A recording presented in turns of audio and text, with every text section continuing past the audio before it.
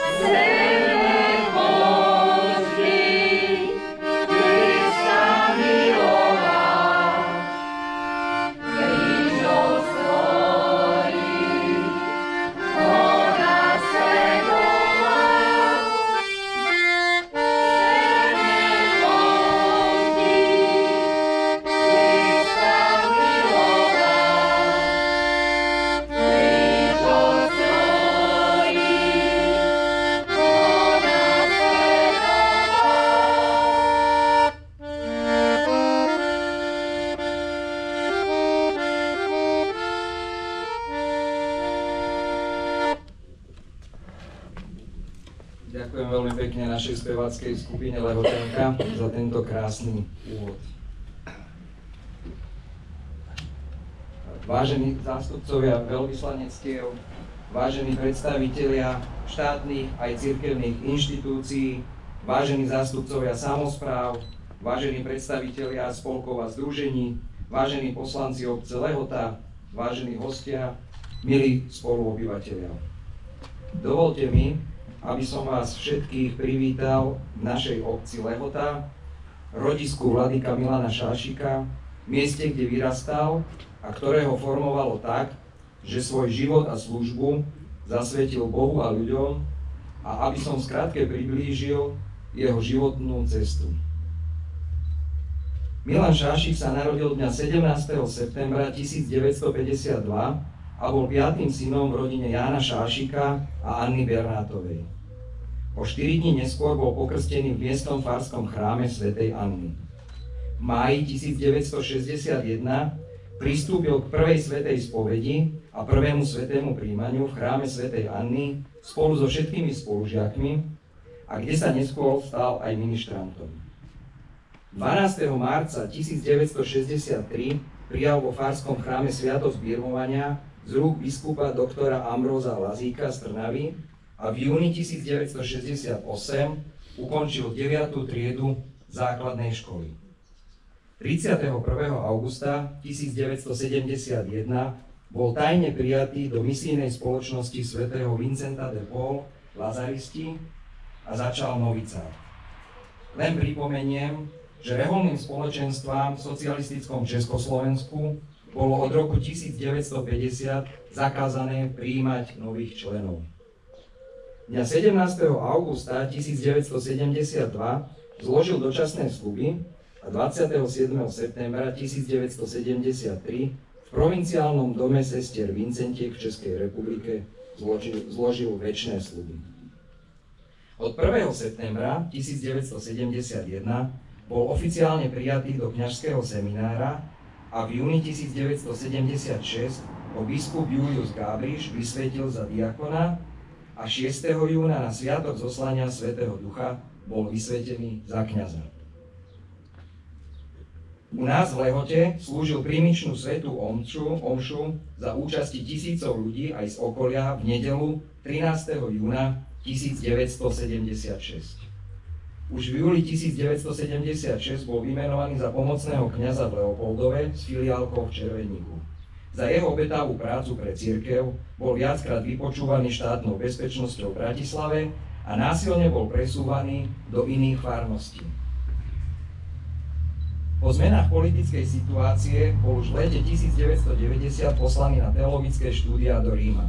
V rokoch 1990 až 1992 tam študoval na Pápežskej fakulte Tereziána a začiatkom januára 1991 prvýkrát navštívil Ukrajinu, konkrétne Zakarpatskú oblasť. Nasledovali viaceré misie a po skončení štúdií v júni 1992 sa zúčastnil generálneho zhromaždenia otcov lazaristov v Ríme. Vtedy dostal pozvanie pracovať na apoštolskú nunciatúru v Kieve. Od augusta 1992, keď prišiel na Ukrajinu, až do októbra 1992 pracoval na apoštolskej nunciatúre v Kieve. Na určitý čas sa vrátil na Slovensko aj do Čiech. Od augusta 2000 bol znovu poslaný na Zakarpatsko a 12. novembra 2002 bol vymenovaný za biskupa pre grékokatolíkov Zakarpatska, za apoštolského administrátora Mukačevskej grécko-katolíckej eparchie so sídlom v Užhorode. 6. januára 2003 bol v Ríme vysvetený za biskupa samotným pápežom svätým Jánom Pavlom II. Úrad prijal 15. januára 2003. O jeho práci a službe na Ukrajine sa určite dozvieme viac v ostatných príhovoroch. Nás veriacich v Lehote vždy tešilo, že si našiel čas aj na návštevu rodnej obce a v posledných rokoch svojho života viedol a kázal počas každoročných hodových slávností pri kaplnke Panny Márie nad Lehotou spojených s púťou. Mňa osobne potešilo jeho vyznanie, že po toľkých rokoch, čo navštevuje rodnú obec, som bol prvý starosta, ktorý ho oficiálne prijal vo vlastnej obci. Čas na dlhší rozhovor bol aj počas posedenia, ktoré sme zorganizovali v predvečer hodov v sobotu 27.7.2019 v našom kultúrnom dome.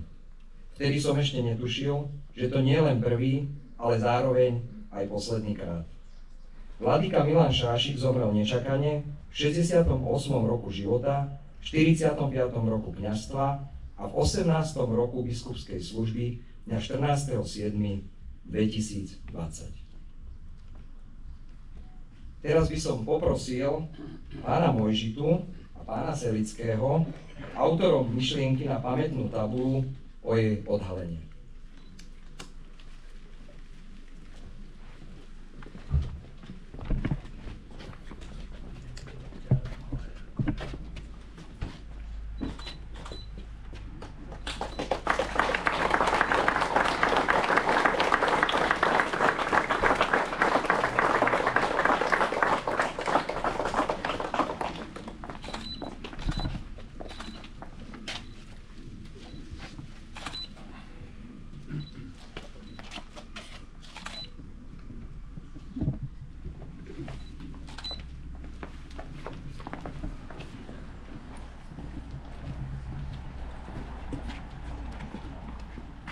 Prosil by som o osvietenie.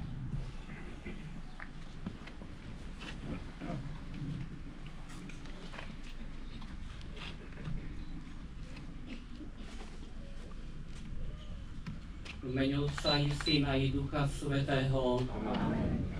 Boh, zdroj všetkej múdrosti, jeho vtelené slovo Ježiš Kristus i Duch pravdy nech je s vami všetkými.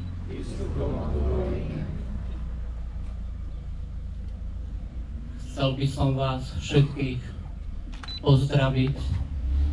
Prinášam pozdrav a požehnanie od nášho sídelného otca biskupa Viliama, ktorý ma poveril touto službou, aby som požehnal túto odhalenú pamätnú tabuľu. Pán biskup Šášik bol mojím spolužiakom. 5 rokov sme spoločne študovali v kňazskom semináriu v Bratislave. Hoci on patril do Trnavskej, vtedy ešte diecézy, a ja som bol z Nitrianskej, sme mali pekný a úprimný vzťah. Spájalo nás jedno spoločné puto, a to bola vernosť cirkvi a ceste povolaniu, ktoré sme si vybrali. To, čo by som chcel odkázať z tejto slávnosti nám všetkým ako posolstvo pri spomienke na jeho život, je jeho úžasné nadšenie, jeho veľká horlivosť, keď sa jednalo o cirkev, keď sa jednalo o Božie dielo, keď sa hovorilo o láske k Bohu a viere. Aj po štúdiách, hoci sme každý pracovali v inej diecéze, som mal možnosť sa s ním stretávať pri našich stretávkach ako spolužiakov alebo u sestričiek Vincentiek tu v Nitre na Šindolke. Tá jeho horlivosť ho neopustila ani v tých pokročilých rokoch života, práve naopak. Vždy rozprával s nadšením o tom, ako treba pracovať pre Boha, ako treba slúžiť ľuďom. A práve toto nadšenie, ako oheň, nech dnes zapáli naše srdcia, aby sme boli horliví v službe aj pri pohľade na jeho život, aby sme boli horliví v službe v našich rodinách ako otcovia či matky, ako mladí ľudia, ktorí hľadajú cestu svojho budúceho povolania a života, aby sme boli horliví v našich ťažkých skúškach života aj v našej starobe, keď treba svedčiť o viere svojou trpezlivosťou a vernosťou Pánu Bohu, ktorý nás vedie nieraz aj takýmito cestami k sebe. Isté, otec biskup Šášik patrí už medzi Božích priateľov. A tak sa chceme k nemu obrátiť, aby to, čo o ňom zaznelo a čo budeme ešte neraz počuť, nech posilňuje svojim príhovorom pred Božou tvárou,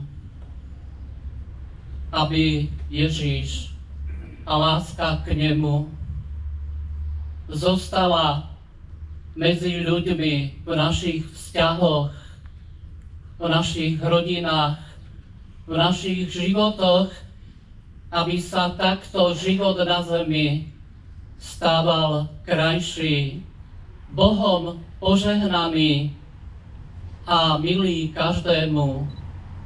Pri pohľade na takýto život vo viere, život spojený s Bohom, život prežitý pre Boha.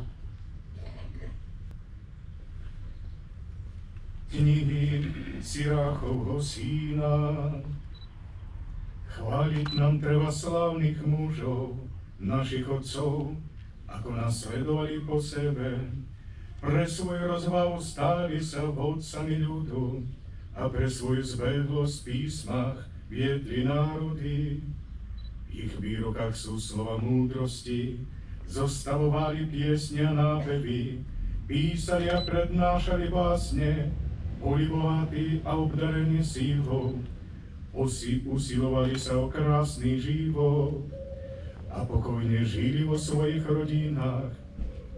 Všetci dosiahli slávu svojich súčasníkov, už za ich života ich chvalili. Zostávajú vo svojom potomstve posvetné dedičstvo svojich vnukovia, lebo ich potomstvo zostalo verné zmluve a vďaka im aj ich synovia. Ich potomstvo zostane na veky a ich sláva nezanikne nikdy. Ich tela odpočívajú v pokoji a ich meno žije z pokolenia na pokolenie.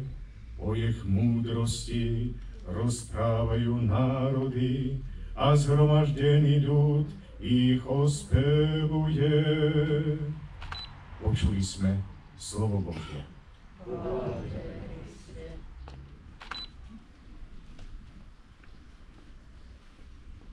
Modlíme sa k nebeskému Otcovi, ktorý nám poslal svojho Syna za Spasiteľa.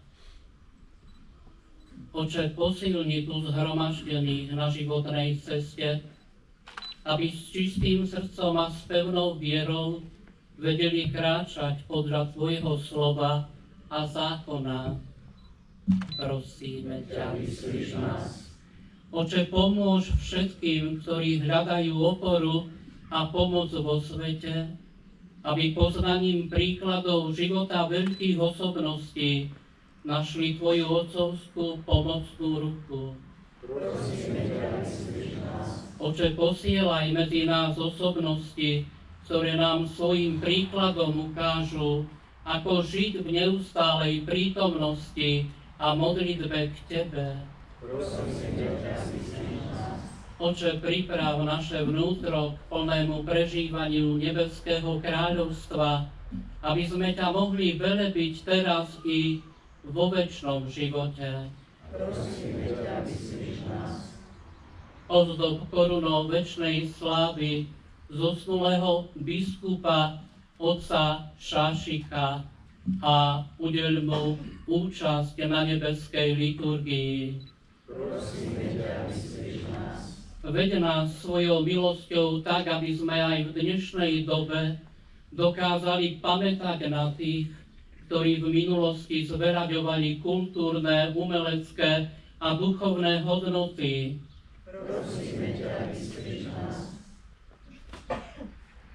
Nech Boh požehná túto pamätnú tabuľu a nech zveraďuje a upevňuje našu nábožnosť, aby sme kráčali v tomto živote bez úhody a šťastlivo dosiahli večný život skrze Krista, nášho Pána. Amen.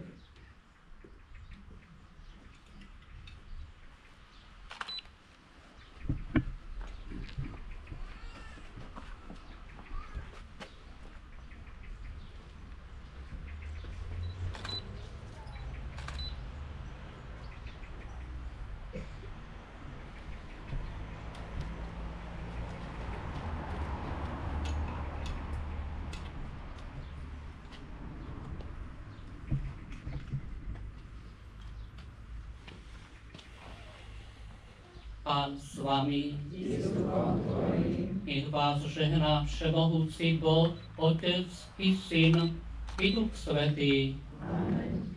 Choďte v mene Božom. Bohu vďaka.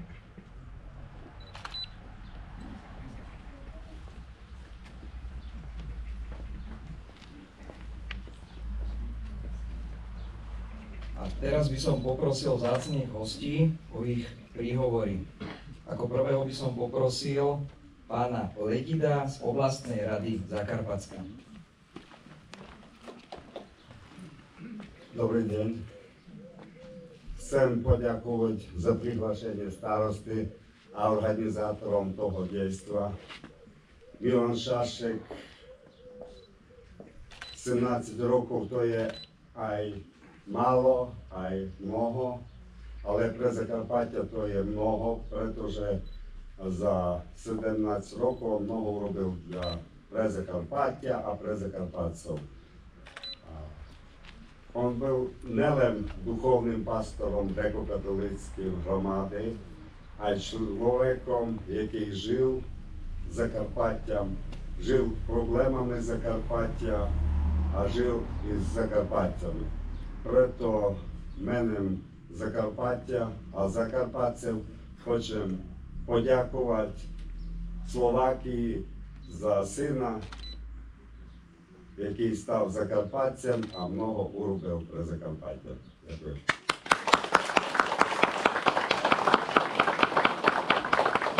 Ďakujem veľmi pekne. Ďalej by som poprosil pána Chrastina z Úradu pre Slovákov žijúcich v zahraničí. Ďakujem pekne.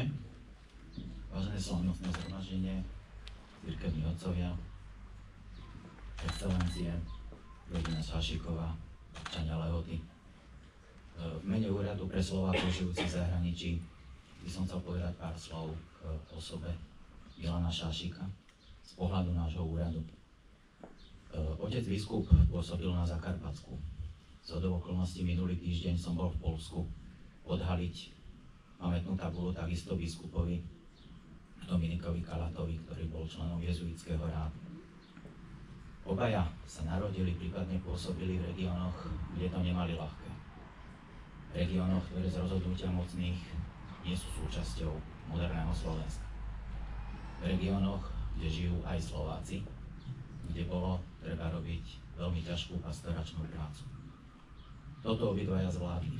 Zvládli s odsťou, zvládli s úrovňou tak, ako treba. Dovoľte, aby som na konci povedal možno krátku vetu, ktorá má istý obsah. Vernosť malom je veľkosťou v Božích očiach. Ďakujem pekne.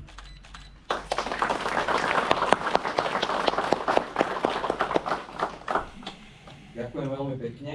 Poprosil by som pána honorárneho konzula Ukrajiny na Slovensku, pána Obického. Ďakujem veľmi pekne. Vážený pán starosta, vážení vzácni hostia, vážení účastníci tohto zhromaždenia. Veľa sme počuli o Vladikovi Milanovi. Ja bol s ním v takom blízkom vzťahu kvôli tomu, že ja som rodák z nedalekej obce, ktorá sa volá Volkovce, a my sme sa navštevovali, stretávali a brali sme sa ako krajania.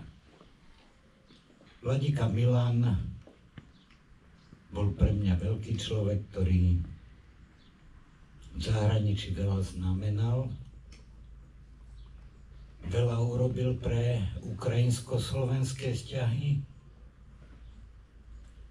a môžem ubezpečiť občanov tejto obce, že hrdo sa hlásil nielen k slovenskému národu, ale aj k tejto obce, lebo tak sme sa spoznali, keď mi povedal, že je z Lehoty pri Nitre a ja som pred 55 rokmi naposledy tu bol, ešte ako nejaký sväzák, tu ste mali nejaké stretnutie okresné sväzákov, takže tá obec mi bola známa, prežili sme a urobili veľa dobrá s pánom Vladikom Milanom. A môžem vám povedať, že bol veľká autorita, najmä v Zakarpatí. Od neho som dostal niekoľko krížikov. Tu pán rektor Bereš je svedok. Tak keď pán starosta dovolíte, jeden z nich som zobral, lebo sú to pekné krížiky, ktorý by vám chcel venovať na pamiatku Vladika Milana, lebo on mi ho osobne do rúk dával. Nech vám pripomína túto osobnosť, ktorá sa hrdo hlásila, že je z Lehoty pri Nitre. Ďakujem.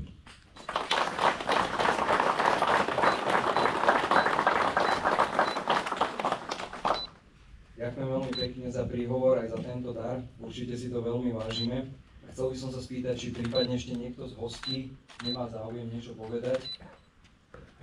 Pokiaľ nie, ďakujem veľmi pekne, ďakujem všetkým obyvateľom obce Lehota, ktorí prišli, ďakujem aj cespolným. Viem, že prišli ľudia z farnosti, kde predtým slúžil, a som veľmi rád, že teda mohli sme túto oslavu tu dneska urobiť. Ďakujem veľmi pekne.